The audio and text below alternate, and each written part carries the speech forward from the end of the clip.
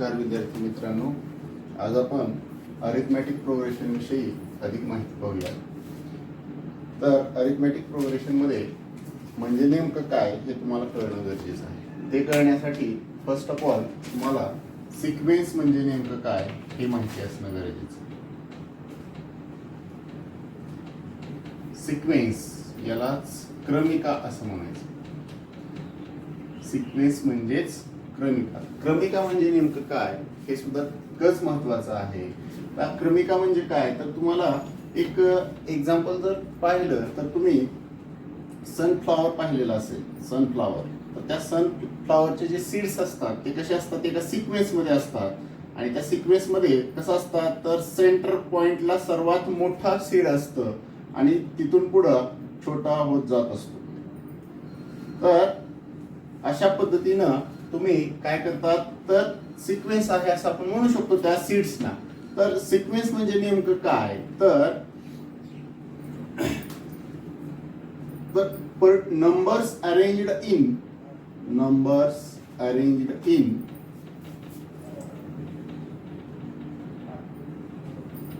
particular order or definite order. आता याच्यामध्ये नेमकं पर्टिक्युलर ऑर्डर और डेफिनेट ऑर्डर म्हणजे नेमकं काय हे सुद्धा तितकंच महत्वाचं आहे. याच्यामध्ये पर्टिक्युलर ऑर्डर म्हणजे काय तर आता आपण तुम्हाला माहिती आहे नॅचरल नंबर्स कसे असतात. तर हे पर्टिक्युलर ऑर्डर आहे नंबर्स. याच्यामध्ये काय लक्षात येतं तर कॉन्झिक्युटिव्हली प्रत्येक नंबर आहे. प्रत्येक नंबर काय इन्क्रीजिंग होत गेला एक एकनी. आणि इथं काय पर्टिक्युलर ऑर्डर आहे. सिमिलरली एक फर्स्ट एक्झाम्पल. सेकंड मध्ये काय आहे बघा 2 4 6 8. या एक्झाम्पल मध्ये काय लक्षात येतं तर सर्वच्या सर्व काय आहेत इव्हन नंबर्स आहेत. इव्हन नंबर्स म्हणजे इन्क्रीज्ड बाय 2. थर्ड वन मध्ये काय बघा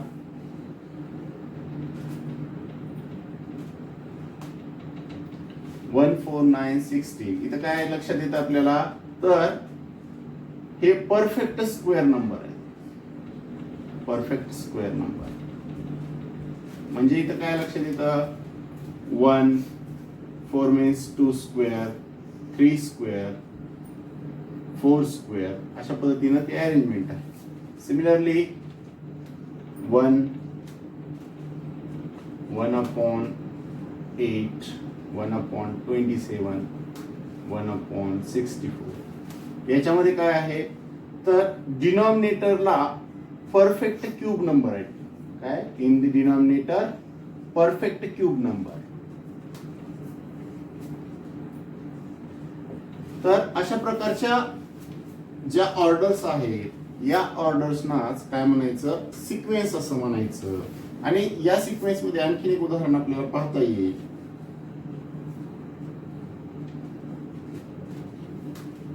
आता बऱ्याच जणांना प्रश्न असतो की इथं प्रत्येक टर्म ही सेम आहे मग याच्यामध्ये काय सिक्वेन्स असेल किंवा काय अरेंजमेंट असेल.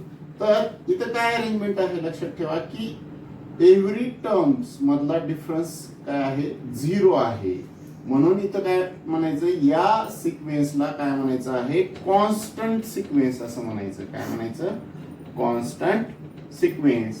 तर या अशा पद्धतीच्या सर्व प्रकारच्या जी काय अरेंजमेंट्स आहेत डेफिनेट ऑर्डर मधल्या त्यालाच काय म्हणायचं आहे सिक्वेन्स असं म्हणायचं आहे. आणि अशा पद्धतीच्या सिक्वेन्स त्या आपल्याला पुढे चालून काय करायच्या आहेत अभ्यासायच्या आहेत. आणि पुढचा जो पॉइंट आहे तो आहे टर्म्स इन ए सिक्वेन्स आहे. Terms in A sequence.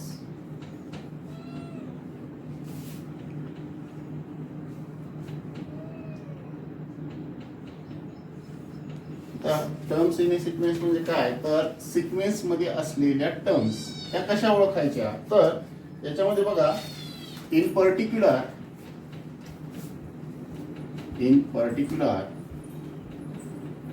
terms in sequence is represented by T1, T2, T3 up to Tn, and sequence is represented by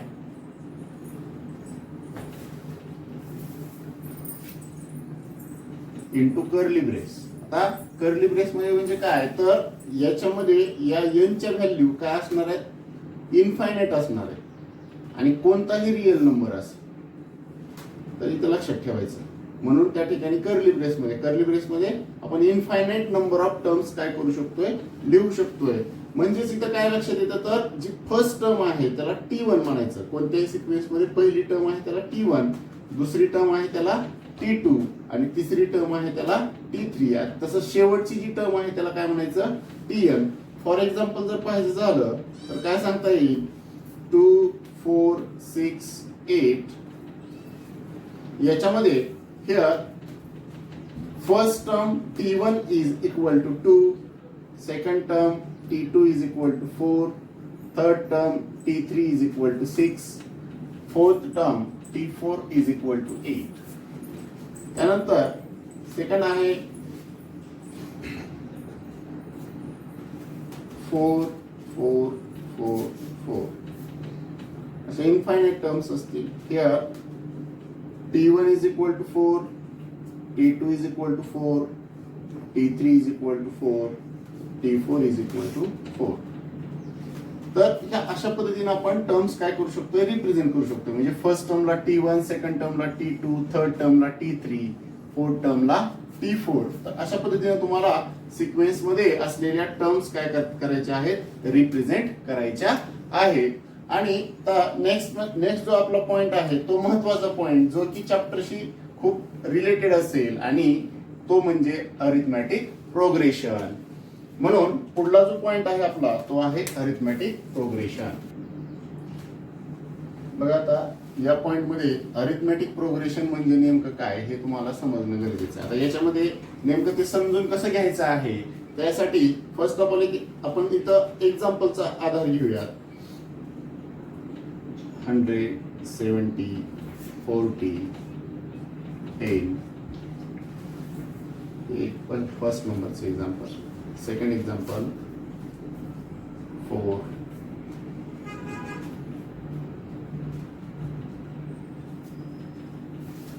आता या दोन एक्झाम्पल मध्ये तुम्हाला काय लक्षात येतं बघा, की इथं जर पाहिलं तर प्रत्येक टर्म मध्ये जी कॉन्झिक्युटिव्ह टर्म दिसत आहे त्या कॉन्झिक्युटिव्ह टर्म मध्ये काय केलेलं आहे, एखादी प्रॉपर टर्म काय केलेली आहे, ऍड केलेली आहे. मग इथं काय ऍड केलेलं आहे, तर -30 ऍड केलेला आहे.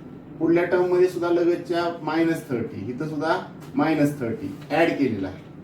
तसंच सेम या खालच्या एक्झाम्पल मध्ये काय केलेलं आहे पहा, +5 केलेला आहे. सेकंड टर्म मध्ये +5 केलेला आहे, तर सेकंड टर्म मध्ये +5 केलं. मग याच्यामध्ये काय लक्षात येतं तुम्हाला, की बाबा जर समजा या ठिकाणी कॉन्झिक्युटिव्ह ज्या टर्म आहेत या कॉन्झिक्युटिव्ह टर्म मध्ये असलेल्या एखादी पर्टिक्युलर टर्म, त्या पर्टिक्युलर टर्मलाच इथं अरिथमॅटिक प्रोग्रेशन मध्ये काय म्हणायचं आहे, कॉमन डिफरन्स असं म्हणायचं. याचाच common difference means constant term D असेल ती. आणि याच्यामध्ये आपल्याला कॉमन डिफरन्स ज्यावेळेस एखादी पर्टिक्युलर टर्म आपण ऍड करतो, तो पर्टिक्युलर टर्म जी ऍड केलेली आहे त्या ऍड केलेल्या टर्मलाच काय म्हणायचं आहे, कॉमन डिफरन्स. आणि अरिथमॅटिक प्रोग्रेशन मध्ये एक जी कॉमन टर्म किंवा एखादी पर्टिक्युलर नंबर तुम्ही ऍड किंवा सबट्रॅक्ट करता तेव्हा त्या नंबरला कॉमन डिफरन्स असं म्हणायचं. आणि कॉमन डिफरन्स कसा असणार आहे, अरिथमॅटिक प्रोग्रेशन मध्ये सेम असणार आहे. म्हणून त्या ठिकाणी काय सांगता येईल तुम्हाला डेफिनेशन याची, की अरिथमॅटिक प्रोग्रेशन मध्ये कॉन्झिक्युटिव्ह टर्म्स मधला कॉमन डिफरन्स हा कसा असतो, सेम असतो. आणि जेव्हा तो कॉमन डिफरन्स सेम असेल तेव्हाच त्या ठिकाणी ह्या दिलेल्या ज्या सिक्वेन्स आहेत त्या सिक्वेन्सला काय म्हणायचं आहे, अरिथमॅटिक प्रोग्रेशन असं म्हणायचं आहे. आणि हिअर अरिथमॅटिक प्रोग्रेशन मधला जो कॉमन डिफरन्स आहे तो कॉमन डिफरन्स डी ने रिप्रेझेंट करायचा. आणि जी त्याच्यामध्ये असलेली जी फर्स्ट टर्म आहे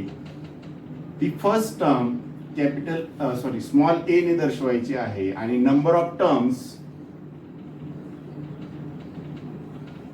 can be denoted by n.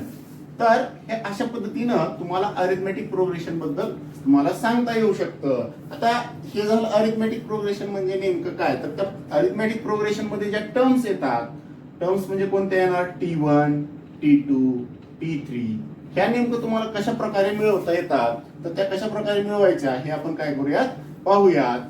तर याच्यामध्ये अरिथमेटिक प्रोग्रेशन मध्ये टर्म्स मिळवण्यासाठी आपल्याला काय करावं लागेल ते आपण पाहूयात. आता आपल्याला पुढचा जो पॉइंट पाहायचा आहे तो आहे nth terms of an AP. म्हणजे एपी मध्ये काय असतात, n टर्म्स असतात. मग त्या नेमकं फाइंड आउट कशा करायच्या, तर त्या फाइंड आउट करण्यासाठी फर्स्ट ऑफ ऑल तुम्हाला आपण अरिथमेटिक प्रोग्रेशन जेव्हा डेफिनेशन पाहत होतो तेव्हा तुम्हाला सांगितलेलं आहे किंवा फर्स्ट टर्म आपण कशाने रिप्रेझेंट करायची, तर here first term of AP is A. नाव आता how to find the second term. Second term find out करत असताना याच्यामध्ये आपल्याला काय करावं लागतं, एक पर्टिक्युलर टर्म ऍड करावी लागते. मग पर्टिक्युलर टर्म ती कोणती, तर पर्टिक्युलर टर्म मध्ये काय करायचं आहे, आपण जसं एक्झाम्पल मध्ये पाहिलंय, आता समजा 4, 8, 12 आहे, तर काय केलंय, पहिल्या टर्म मध्ये 4 काय केलेलं आहे, ऍड केलेला आहे. दुसऱ्या टर्म मध्ये 4 ऍड केलं, म्हणजे ही जी कॉमन डिफरन्स आहे तो प्रत्येक टर्म मध्ये काय करायचा आहे, ऍड करायचा आहे. म्हणजे काय करायचंय, अगोदरच्या टर्म मध्ये पर्टिक्युलर नंबर ऍड करायचा, म्हणजे इथं काय होईल, T1 प्लस D. आणि T1 प्लस D म्हणजे इथं काय आपल्याला म्हणता येईल, T1 means A, T1 means A म्हणजेच A प्लस D. नाव फॉर थर्ड टर्म, अगोदरची टर्म आहे T2 प्लस D. मग T2 म्हणजेच काय आपण फाइंड आउट केलेलं आहे ते तिथं पुट करू शकता, A plus D plus D. त्याला कॅल्क्युलेट जर केलं तर काय होईल, A plus 2D. Similarly fourth term साठी काय येईल, अगोदरची टर्म आहे T3, त्याच्यात फक्त काय कॉमन डिफरन्स ऍड करायचा, आणि T3 मीन्स काय आहे, A प्लस 2D, आणि इथलं D म्हणजेच काय होईल, A प्लस 3D. इथं जर पाहिलं तर तुम्हाला लक्षात येतं, इथं A T1 म्हणजेच काय, पहिली टर्म जी आहे ती फक्त A आहे, म्हणजे A प्लस 0D. T2 म्हणजे A प्लस 1D. T3 म्हणजे A प्लस 2D. म्हणजे इथं काय आहे, तर कॉमन डिफरन्स जे आहे ती टर्म्स जेवढ्या आहेत त्याच्या एकने कमी टाइम्स आहे. म्हणजे कसं असेल, इथं 2 टाइम्स 3 टाइम्स तसं and so on. nth term becomes A plus n minus 1 into D. आणि टोटल टर्म्सच्या एक न कमी टाइम्स डिफरन्स काय असेल, लास्ट टर्मचा असेल. म्हणून यालाच काय म्हणायचं, अरिथमॅटिक प्रोग्रेशनची nth टर्म. म्हणजे nth टर्म काढण्यासाठी हा फॉर्म्युला तुम्ही यूज करू शकता. आता याच्यामध्येच तुम्हाला पुढचा एक पॉइंट असा आहे की अरिथमॅटिक प्रोग्रेशन आहे का नाही, how to check. Given sequence is AP. How to check given sequence is AP. आता याच्यामध्ये खूप सोपं आहे. याच्यामध्ये AP आहे का नाही चेक करण्यासाठी फक्त तुम्हाला T1, T2, T3, T4 असा टर्म्स माहिती असणं गरजेचं आहे, आणि त्याचा कॉमन डिफरन्स काढून घ्यायचा. T2 is equal to D is equal to T2 minus T1, D is equal to T3 minus T2, D is equal to T4 minus T3, D is equal to T5 minus T4. तर अशा पद्धतीनं difference काढायचा आहे. So on म्हणजे n terms असतील तर n terms पर्यंत difference काय करायचा आहे, काढायचा आहे. म्हणजे एक्झाम्पल मध्ये जर एखादी टर्म दिलेली असेल तर त्या सर्व टर्म घेऊन काय करायचंय, तुम्हाला एपी आहे का नाही चेक करायचंय. फॉर एक्झाम्पल जर पाहायचं झालं तर आता समजा एक सिक्वेन्स आहे तुम्हाला दिलेली,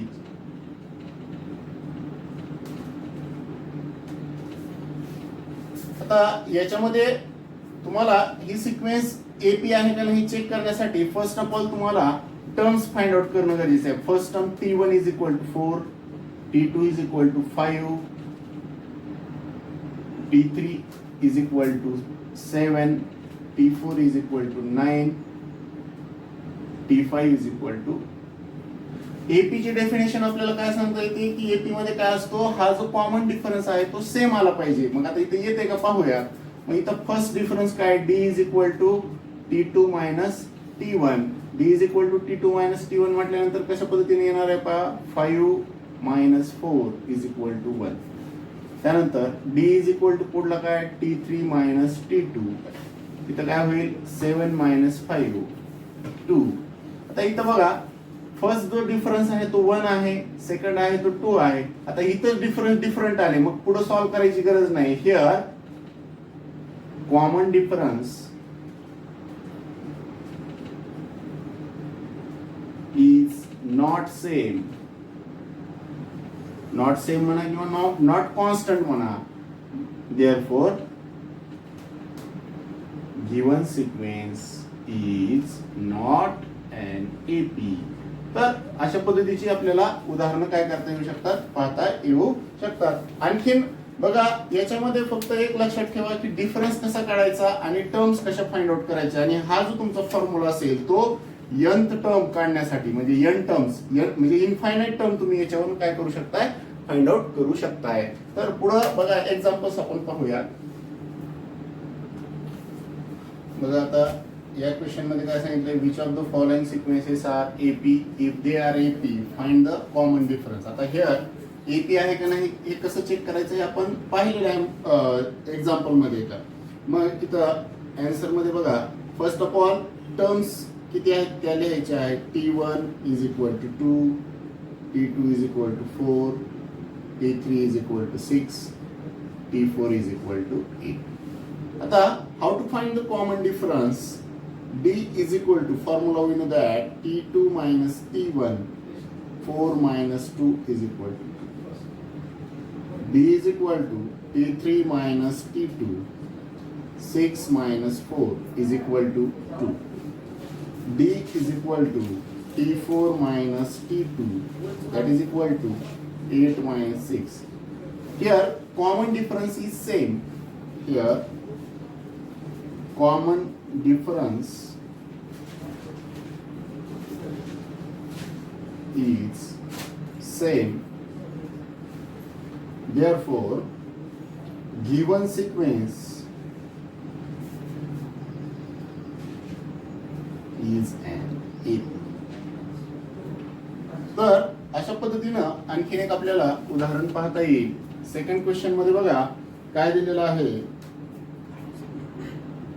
5 12 19 26. बघा आता here T1 is equal to 5, T2 is equal to 12, T3 is equal to 19, T4 is equal to 26. तर याच्यामध्ये अगोदर आपल्याला एपी आहे का नाही चेक करायचं आहे. तर कॉमन डिफरन्स काय आहे बघा, तर D is equal to T2 minus T1, 12 minus 5 is equal to 7. D is equal to T3 minus T2, 19 minus 12 is equal to 7. B is equal to T4 minus T3, 26 minus 19 is equal to 7. Here also common difference is same.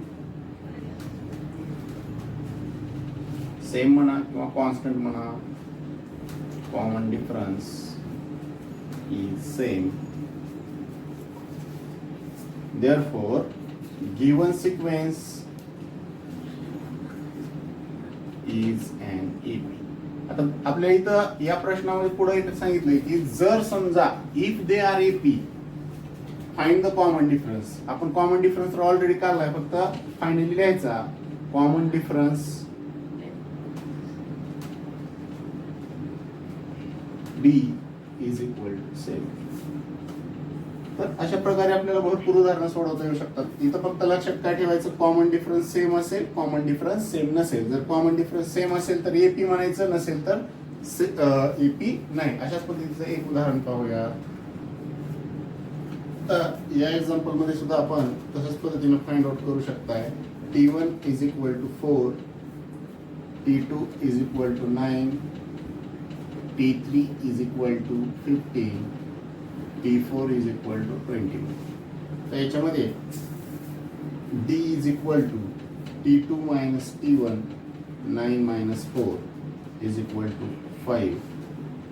त्यानंतर D is equal to T3 minus T2 15 minus 9 6. तर इथं पहा पहिला difference 5 आहे, दुसरा 6 आहे, म्हणजे इथं डिफरन्स वेगवेगळा आलेला आहे. म्हणजे इथं काय लिहिता येईल, here common difference is not same, therefore given sequence is not an AP. म्हणजे इथं कॉमन डिफरन्स काय आहे, वेगवेगळा आलाय, म्हणून त्या ठिकाणी ती काय आहे, AP नाही असं पण म्हणू शकतोय. आणखीन एक एक्झाम्पल आपल्याला पाहता येईल.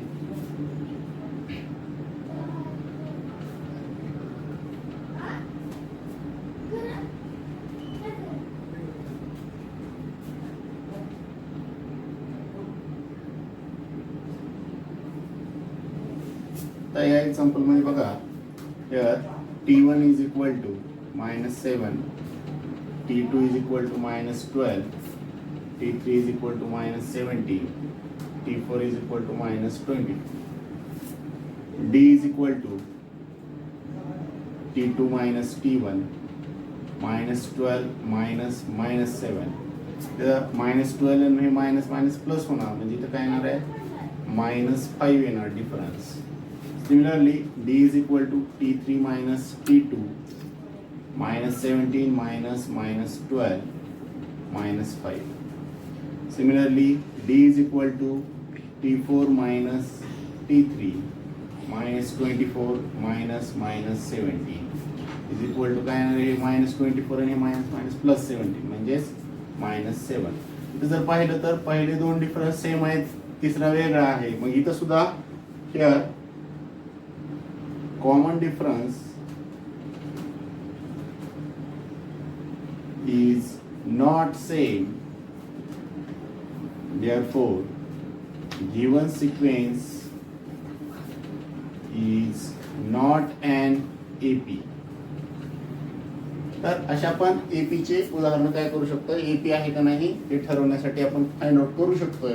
तर अशा पद्धतीची उदाहरणं बुक्स मध्ये तुम्हाला खूप मिळतील आणि त्या पद्धतीनंच आपण पुढचा जो पॉइंट आहे, पुढच्या एक्झाम्पल, आता हे काय होतं, AP वरून डिफरन्स काढणं, फर्स्ट टर्म फाइंड आउट करणं हे होतं. आता काय करायचं आपल्याला, फर्स्ट टर्म आणि डिफरन्स वरून AP फॉर्म करायची आहे. How to form the AP from given A and D. तर बघूयात आपण. तर या एक्झाम्पल मध्ये काय सांगितलंय की राईट अँड AP म्हणजे AP शोधायचा आहे आणि त्याची फर्स्ट टर्म A आणि कॉमन डिफरन्स दिलेला आहे. मग आता याच्यामध्ये AP शोधण्यासाठी फर्स्ट ऑफ ऑल तुम्हाला फर्स्ट टर्म दिलेली आहे A आणि डिफरन्स दिलेला आहे. मग इथं first term T1 is equal to A is equal to 10. त्यानंतर डिफरन्स तर ऑलरेडी दिलेला आहे. मग इथं काय करायचं आहे, T2 is equal to, तुम्हाला फॉर्म्युला माहित आहे, T2 is equal to T1 plus D. मग T1 plus D, तर T1 ची व्हॅल्यू आहे 10 plus common difference 5 is equal to 15. Similarly, T3 is equal to T2 plus D. आता T2 किती find out केलेला आपण, 15 plus 5 is equal to 20. T4 is equal to T3 plus D. इथं काय बघा, 20 plus 5 is equal to 24. At least 4 terms find out करायचे. Therefore required AP is, first term तुम्हाला माहिती आहे 10 15 20 25 अँड सो ऑन. आता एकच चारच टर्म काढलेत म्हणजे चारच टर्म त्या AP मध्ये असतील असं नाही, तर किती असू शकतात, इनफायनाइट. म्हणून काय करायचं, सो ऑन करायचं.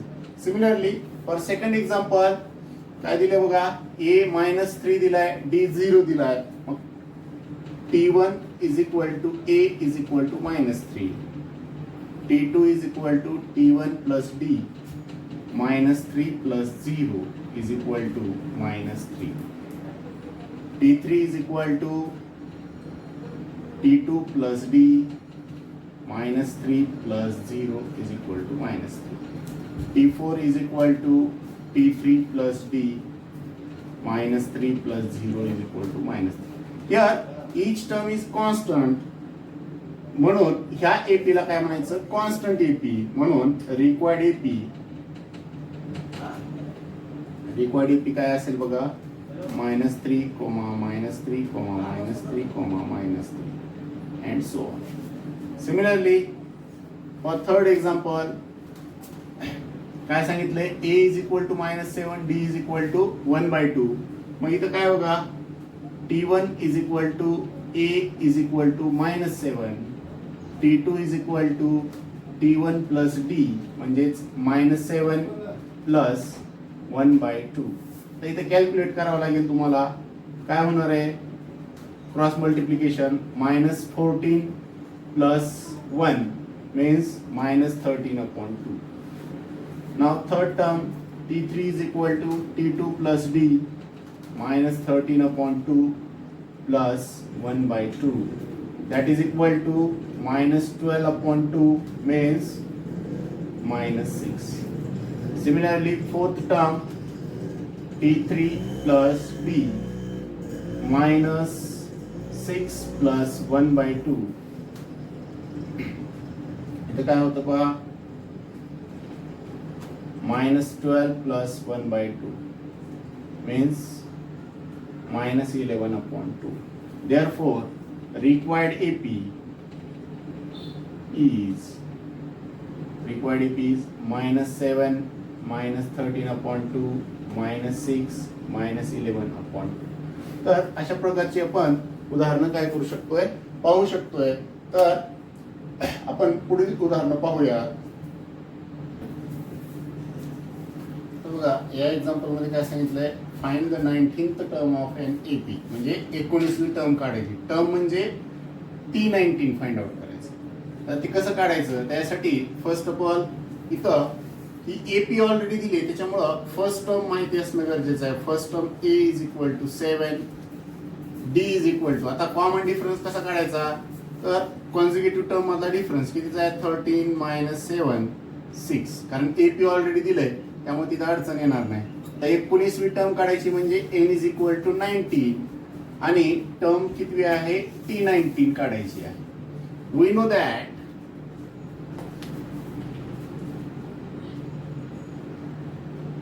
Tn is equal to A plus n-1 into D.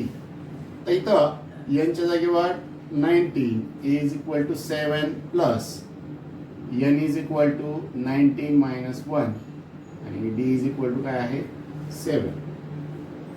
Solve केलं तर काय होईल, 7 प्लस 19 - 1 18 इंटू 7. सॉल्व करायचं आणि इथं 18 7 इथं काय करायचं, ऍडिशन करून घ्यायची. T19 is equal to 133. Therefore 19th term is 130. तर अशा पद्धतीनं 19वी टर्म काय करायची आहे, फाइंड आउट करायची आहे. आता पुढच्या एक्झाम्पल मध्ये काय सांगितलं बघा, find how many 3 digit natural number are divisible by 5. आता प्रश्नामध्ये काय सांगितलंय की बाबा 3 अंकी 5 ने डिवाइड होणाऱ्या किती संख्या आहे. मग त्यासाठी पहिली 3 अंकी संख्या आपल्याला शोधणं गरजेचं आहे. म्हणून here first there are first number काय असेल तुमचा, कमीत कमी 3 अंकी 5 ने भाग जाणारी संख्या 100 असेल आणि तिथून पुढं 5 ने डिवाइड होणार म्हणजे काय होणार आहे, ह्याच्यात 5 ऍड होत जाणार आहे. 105 110 असं एकदम लास्ट जी टर्म असेल ती काय असेल, 995. And these numbers are in an AP. AP मध्ये काय आहेत असं आपण म्हणू शकतो, तर प्रत्येक नंबर हा 5 ने डिवाइड होणार आहे आणि कॉन्झिक्युटिव्ह आहे. म्हणून इथं याला AP म्हणू शकतोय. म्हणून A is equal to 100, D is equal to 5. तर इथं जर पाहिलं तर शेवटची टर्म तुम्हाला माहिती आहे. मग हाऊ मेनी नॅचरल नंबर म्हणजे आपल्याला n काढायचा आहे. म्हणजे इथं काय दिलंय tn दिलेलं आहे आणि n इज इक्वल टू काढायचं. म्हणजे ही जी 995 जी टर्म आहे ती किती नंबरला आहे हे आपल्याला फाइंड आउट करायचं. मग इथं we know that tn is equal to a plus n minus 1 into d आणि tn चा व्हॅल्यू तुम्हाला ऑलरेडी माहिती आहे 995 इज इक्वल टू a ची व्हॅल्यू 100 प्लस n ची व्हॅल्यू आहे काहीच नाही n काढायचा आहे आणि d ची व्हॅल्यू आहे 5. इथं हे प्लस 100 इकडे आलं तर काय होईल रे मायनस 100 आणि ह्या 5 मध्ये मल्टिप्लाय करा 5n मायनस 5 इथं काय होईल 895 आणि हे मायनस 5 इकडे आलं तर प्लस 5n इथं काय होईल 900 इज इक्वल टू 5n मल्टिप्लायचं 5 इकडे आलं तर काय होणार आहे डिवाइडला म्हणजे n is equal to 900 upon 5 इथं डिवाइड होतंय भाग घालायचा n इज इक्वल टू 5 1 5 तर 4 राहिलं इथं काय होईल 180. मग how many term there are 180 natural number divisible by 5. तर अशा प्रकारची उदाहरण आपल्याला आणखी पाहता येऊ शकतात. आपण पाहूया बंद करून चालू केलं की